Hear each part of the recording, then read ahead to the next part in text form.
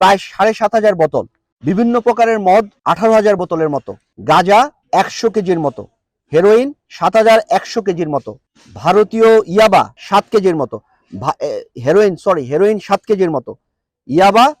৩,২৮,৮৫৩ পিসের মতো, এলএসডি ২৪ বোতল, ক্রিস্টাল ম্যাথ ৪.৫ কেজির মতো, 4 কেজি 500 গ্রামের মতো, ভারতীয় অনাগ্রা ট্যাবলেট ৪০,৯০৭ পিস,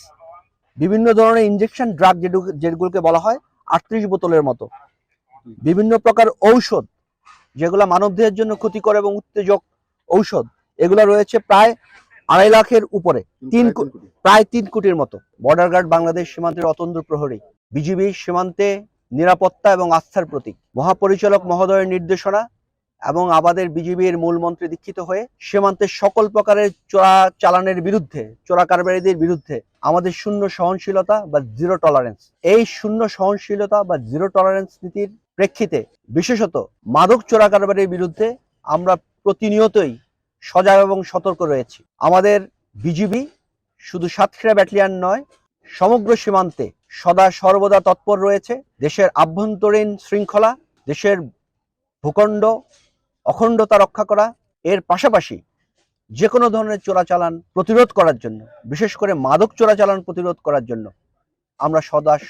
তৎপর। আপনারা জানেন মাদক সমাজের এক ভয়ানক ব্যাধি। মাদকের কারণে ব্যক্তি, পরিবার, সমাজ এবং রাষ্ট্রের যে অপূরণীয় ক্ষতি হয়,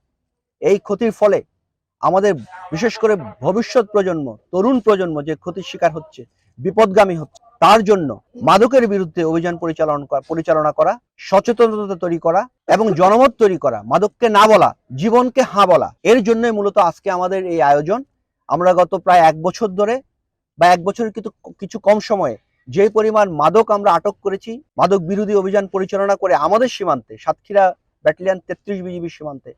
সেই মাদকগুলি আজকে আমাদের ধ্বংসযজ্ঞের মাধ্যমে সবার সামনে উপস্থাপন করতে চাই যে মাদকের ভয়াবহতা কি পরিমাণ। করাল গ্রাসে আমাদের দেশের তরুণ সমাজ সহ অন্যান্য সবাই এই করাল গ্রাসে আচ্ছন্ন হয়ে দেশ, সমাজ, পরিবার এবং ব্যক্তি পর্যায়ে ক্ষতির সম্মুখীন হচ্ছে, সেটা তুলে ধরাই ছিল আজকে আমাদের মাদক ধ্বংস করার যে আয়োজন, এর মূল উদ্দেশ্য।